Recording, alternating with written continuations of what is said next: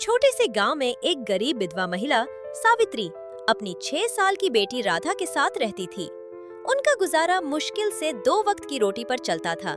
सावित्री दूसरों के घरों में बर्तन मांजती थी और राधा रोज माँ के काम से पहले एक पुरानी थाली में थोड़ा सा खाना लेकर मंदिर के बाहर बैठने वाले एक बूढ़े बाबा को दे आती थी। एक दिन सावित्री बीमार पड़ गई, काम पर नहीं जा पाई, घर में अनाज नहीं था, राधा भूख से बिलख रही थी।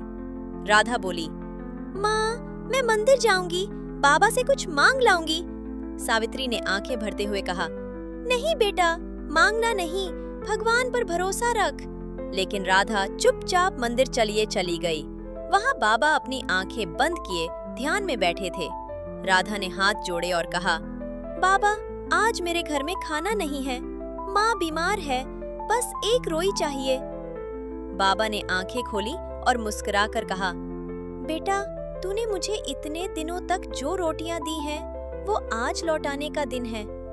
उन्होंने अपनी पोटली से एक तांबे का सिक्का निकाला और कहा, इसे ले जा, दुकान से कुछ ले आ। ये कोई आम सिक्का नहीं, ये दुआओं का सिक्का है। राधा ने वो सिक्का लेकर गांव की किराने की दुकान पर जाकर दिया। दुकानदार ने सिक्का देखा, फिर राधा को ऊपर से नीचे देखा और फिर अचानक बिना कुछ कहे उसके सामने चावल, आटा, दाल और सब्जी रख दी। राधा हैरान होकर बोली, काका, मैं तो सिर्फ एक रोटी मांग रही थी। दुकानदार की आंखें नम हो गईं।